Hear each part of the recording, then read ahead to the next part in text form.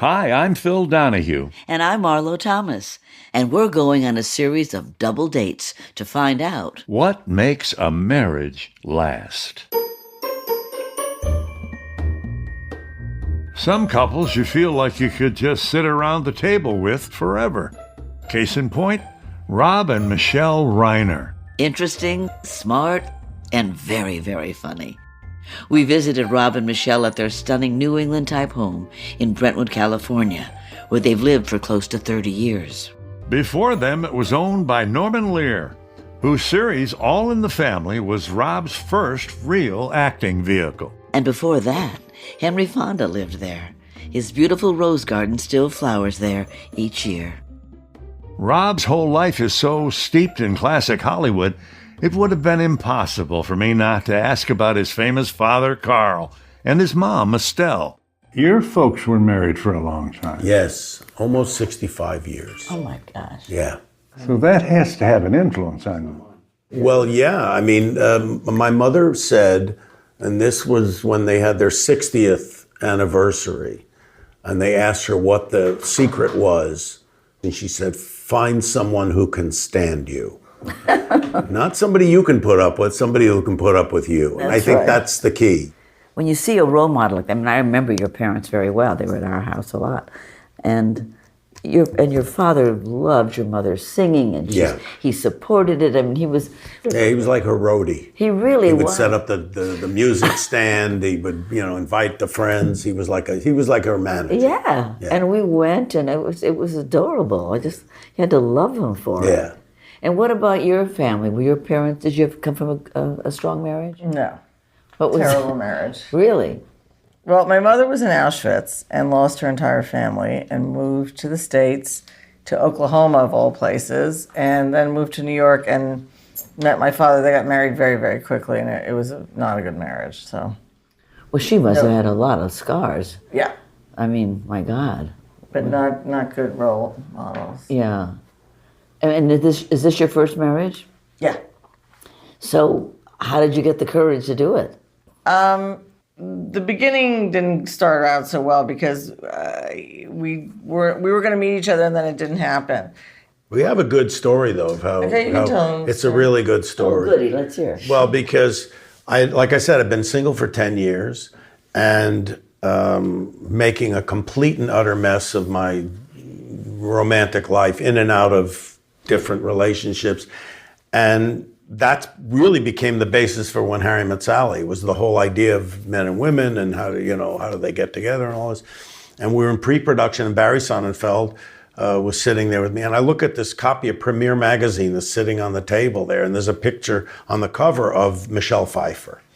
And I said, I heard she's getting divorced. I had had lunch with her like 6 months earlier on a professional thing, nothing. Lunch? Yeah, lunch. And I said, maybe I'll give her a call. I'm like grasping at straws. I don't know what the hell I'm doing. I said, maybe I'll give her a call. And Barry says, no, you're not going to call her. He says, I have a friend in New York, her name is Michelle Singer. You're going to marry her. He says that, like that. And I said, who is she? He says, she's a friend of mine. She's a photographer. And I said, does she smoke? That's all I said. Because Penny was a big smoker. She smoked like 4 packs a day. I mean, I couldn't stand it around. And he said, yes. And I said, I don't want to meet her. She hasn't smoked in 30 years, but at the time she did smoke. And that was that. And he came back to me and he said, do you want to meet Rob Reiner? I was like, okay. And then, I didn't have an opinion one way or the other. And then he came back and he said, well, he's not interested because you smoke. And I was like, hey, fuck it. No, seriously, So that was it. That was that. So then months goes by, and now we're going through the picture, and we're about 3/4 of the way through shooting, and I'm doing the scene on the Upper West Side, outdoors, and I look over across the street, and I see Susan, Barry's, at that time, girlfriend. Now they're married. And I said, and there's a very attractive woman standing with, I said, who's that woman there? And he says, that's Michelle Singer. I said, that's Michelle Singer? The smoker. I said, that one? I said, what's she doing? He says, we're just going to go have lunch. When we break, and in 5 minutes, we're going to go lunch. I said, okay, maybe I'll join you. And I wormed myself into lunch, wormed my way in. And now we're sitting at this place, Doc's, on the Upper West Side. Michelle is sitting next to Nora Ephron. And I hear over there, Michelle is saying, well, I can make better vichyssoise than this. whatever. And I'm thinking, Jesus, what a bitch, but I'm really attracted to her, And so we walk back to the set and I kind of chat her up a little bit and talk and that. And then, she goes and then I say, well, Barry, ask her. Maybe I'll ask her if she wants to go out. He says, okay. So we make a date. We make a date to go to Cafe Luxembourg because I was going to shoot the next day on Monday. This was a Sunday. We get there and we're seated and the first thing she says is, look, if this doesn't work out, I don't want this to hurt your relationship with Barry, your friendship with Barry. And I'm thinking, we didn't even order drinks. It's already not working out. And I'm sweating. I'm so nervous. She's running to the bathroom every 15 minutes because she knows I don't want smoking. And she's going to smoke over there and back and forth like this. Gosh. So it was crazy. Anyway, we got through that. And then we started seeing each other a little bit. Yeah, but it's like, then he's shooting one night and they finish shooting and I go, let's go to this bar on Canal Street. And we go to a bar. He's 41 years old. He's never had a drink in his life. And he's never ordered a drink in a bar. He didn't know what to order. And I'm thinking, what's going on here, Yeah. So he orders a port. I didn't know. You're in a port. I don't know what it is. I mean, I've been to bars, but I don't drink, so... Anyway. But then after that, it just, I don't know, it just clicked and we never looked back. I mean, seriously, I never had any doubts about it. But also you changed the end of the movie. I did. Because in the way we had it initially, it was going to be just, they were never going to get together. They were going to see each other and then go their separate ways.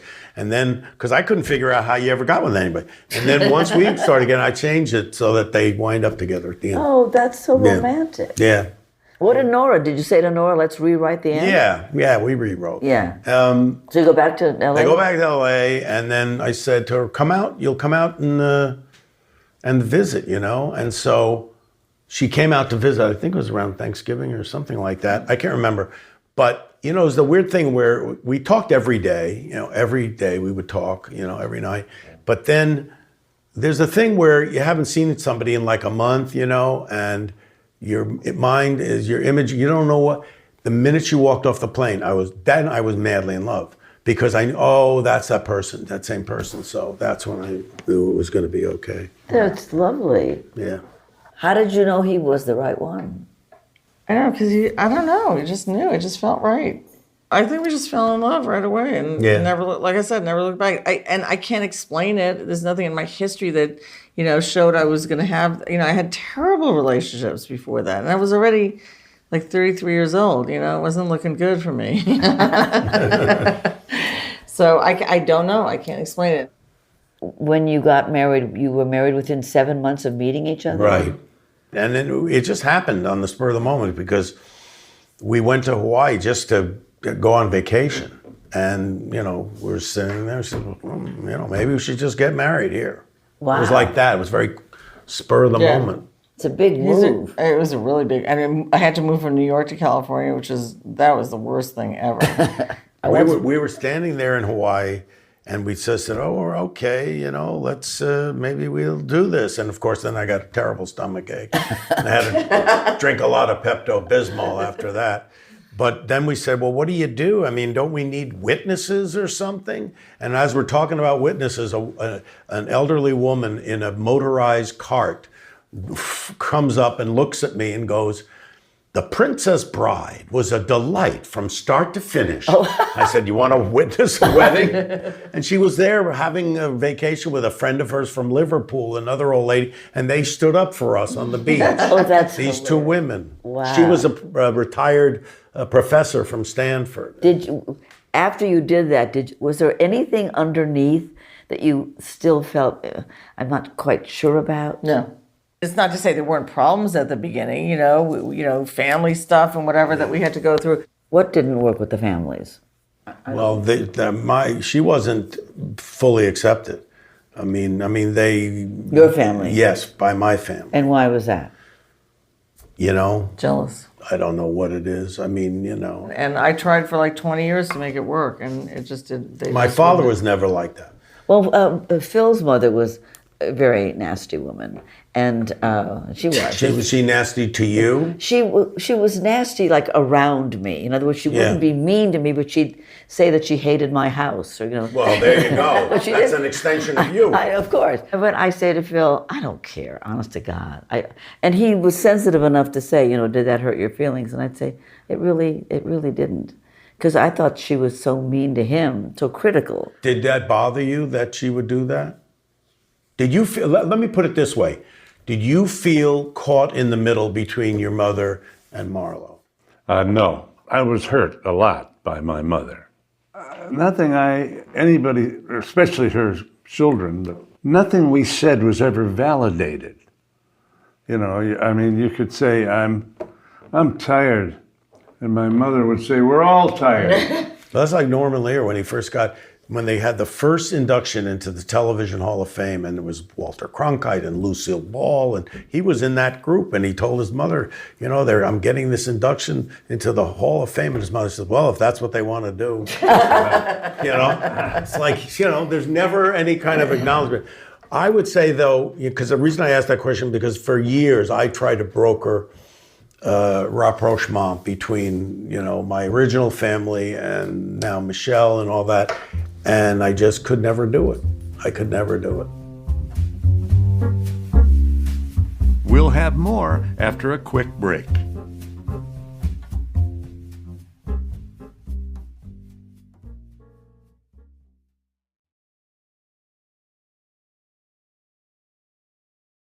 We're back to our conversation with Rob and Michele Reiner.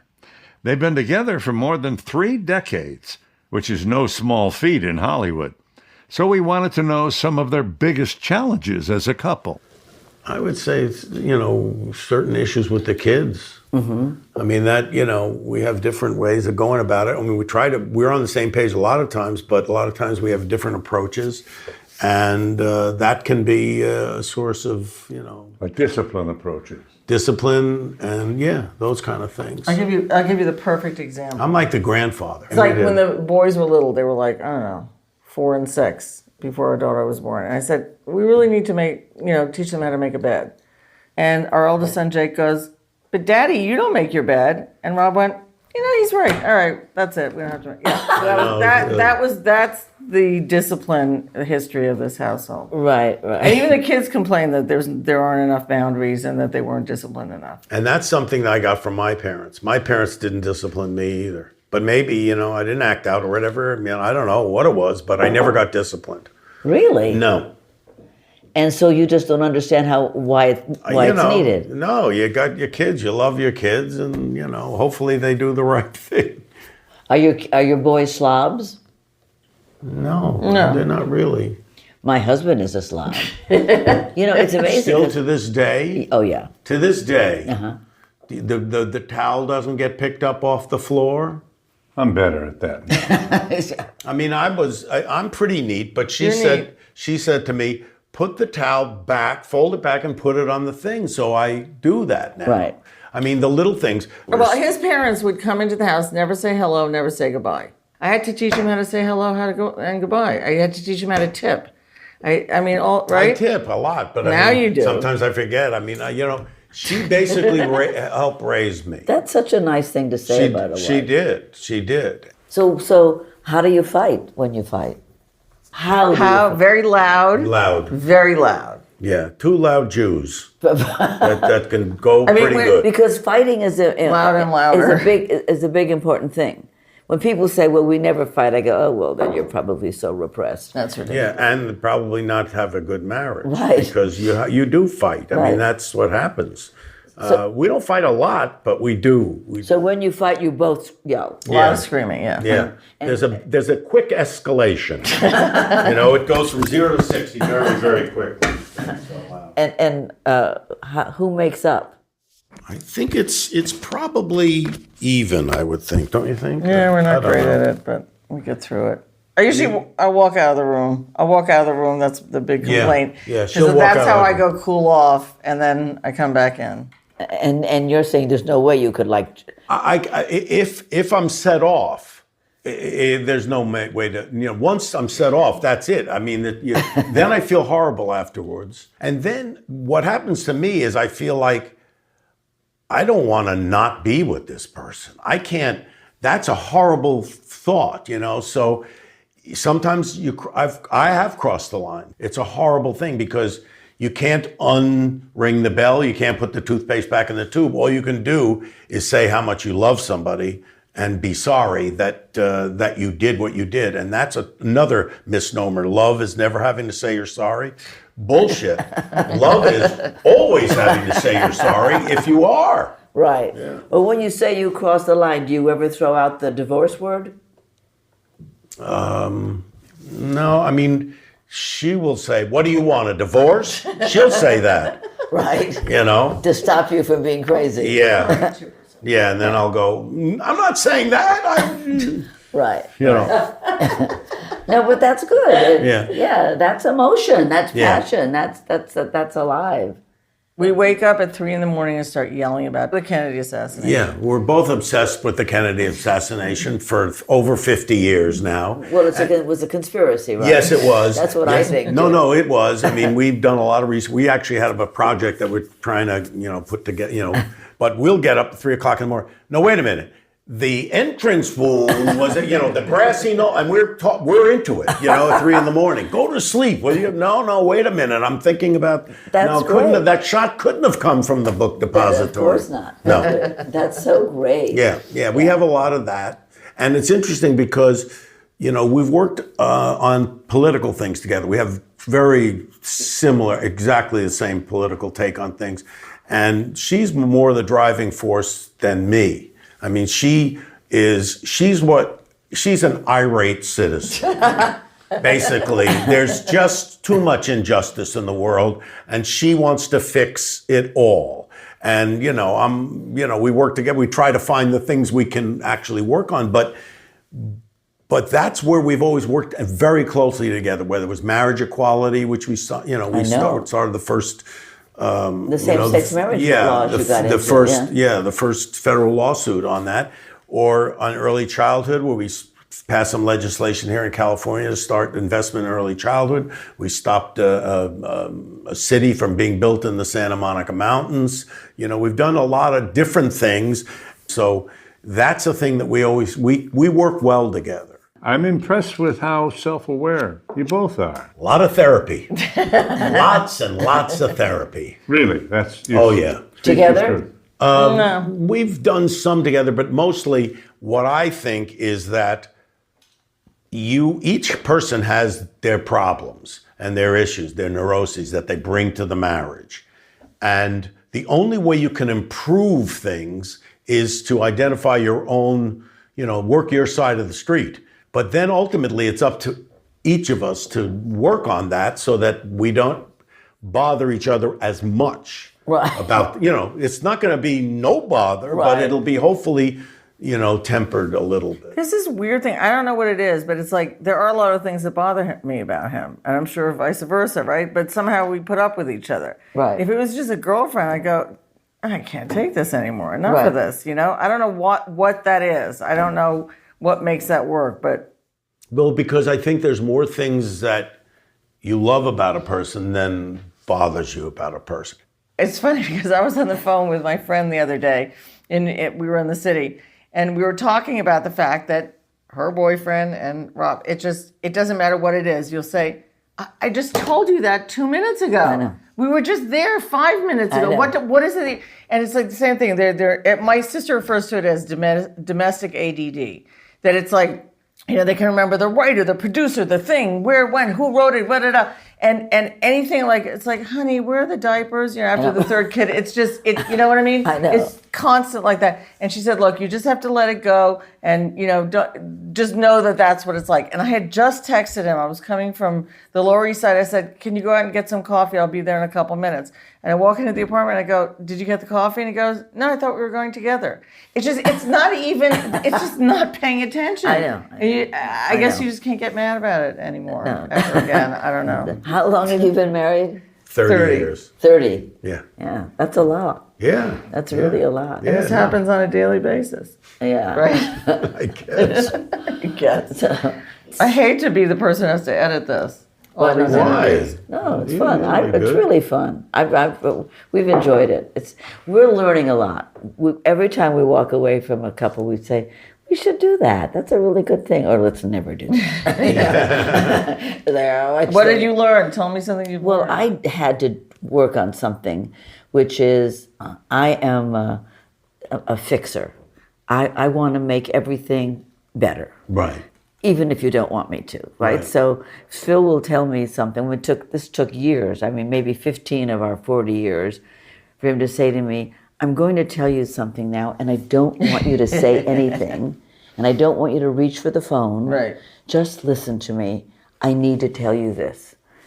And he just wants you to hear what he's I'm saying. his pal. He wants Yeah, to he tell just wants me. you to hear that. And he doesn't ask you anything That's right. except to just listen Just to what I have to say. I don't want any advice, and I don't want you to call anybody. Right. I don't want you to do anything. I just want to unload this. And that's extremely hard for me. I mean, your impulse is to make things better for him. Right. And what you have to get to the point is that doing that doesn't necessarily make it better for Right, him. right. That what'll make it better for him is for you not to do Exactly. that. And that's counterintuitive in a way. It's and it's accommodation. I think we accommodate all the time because I know that he's very different than me in a lot of ways, and so What ways? I think he can sit on the couch all day and not move, and I have to move constantly and keep doing things and be busy all the time, and that's what I like to do. And We're like that. Well, you're like that. Yeah. Marlo walks in my office. She starts fixing things. I mean, putting this here and putting this away and talking all the time about something else. I mean, she really is a control freak in that way. And I'm I guess, shanty Irishman, I put something down, it's there for 4.5 years. Yeah, you know where it is. Yeah. It's there. I know. And it's not No, bothering me. she likes to keep moving and keep doing. Yeah. And I live a lot in my head. I do live a lot in my head and thinking about stuff. And I can be comfortable sitting and just thinking about stuff, and that will come out in the work or. there's a divot in the couch where he sits. Yeah. Seriously. That's amazing. See, I'm going to have to send you some But phone. she's great because she sometimes, like we go someplace, she'll push me to go out or whatever. And I'm always happy that I did. I think part of it, we let each other be. You know what I mean? It's like, I think that has a lot to do with it. So while he's lumping out on the couch, I'm running around, and he doesn't ever say, come in here, sit with me, where are you going, what are you doing? He just lets me be. Then I let him be. And we just, there's sort of a synchronicity, even though we're on opposite ends of things. So Right. that's a very comforting. Yeah. I think what she said is a big deal, though. It is. It's you get a lot of strength from the fact that somebody lets you be who you are. Right. I mean, that's part of it too. You have to accept. You accept the person. If you love them, you're not going to be them. They're not you. You have to accept them. And if you can, that makes another person feel better. Right. Just the fact that you accept them to be whatever they're doing. Right. Yeah. There's also a certain kind of ethic values that comes with, being raised Jewish. I mean, not religious, but the Jewish ethics of things, Right. And also, it's the study of the questioning of things, the Talmudic, reasoning and logic and all that. What do you think you get from Rob that you don't get anywhere else? Well, he's the nicest person I've ever met in my life, and he's the smartest and very talented, I can tell you, from my standpoint, I get strength. As neurotic as we both are, and we can be, I never worry that she'll be okay. I mean, she may get upset, she may get hysterical, she may get really upset about something, but underneath I know she'll be okay. She's going to be okay, and that gives me strength. That's Rob and Michele Reiner. And that's a solid marriage. They have their differences of styles, but there's no question they're on the same team. And what a fun time we had. Next time I'm awake at 3 a.m., I think I'll give them a call. Until next time, I'm Phil Donahue. And I'm Marlo Thomas. If there was a young couple here was about to be married, what have you learned that you'd like to pass on? Find a best friend that you can have sex with. That's a good idea. And what about you? I'm fine with that. Double Date is a production of Pushkin Industries. The show was created by us and produced by Sarah Lilly. Michael Bahari is associate producer. Musical adaptations of It Had to Be You by Stellwagen Symphonette. Marlo and I are executive producers, along with Mia Lobel and Lital Molad from Pushkin. Special thanks to Jacob Weisberg, Malcolm Gladwell, Heather Fain, John Schnars, Carly Migliori, Eric Sandler, Emily Rostek, Jason Gambrell, Paul Williams, and Bruce Kluger. If you like our show, please remember to share, rate, and review. Thanks for listening.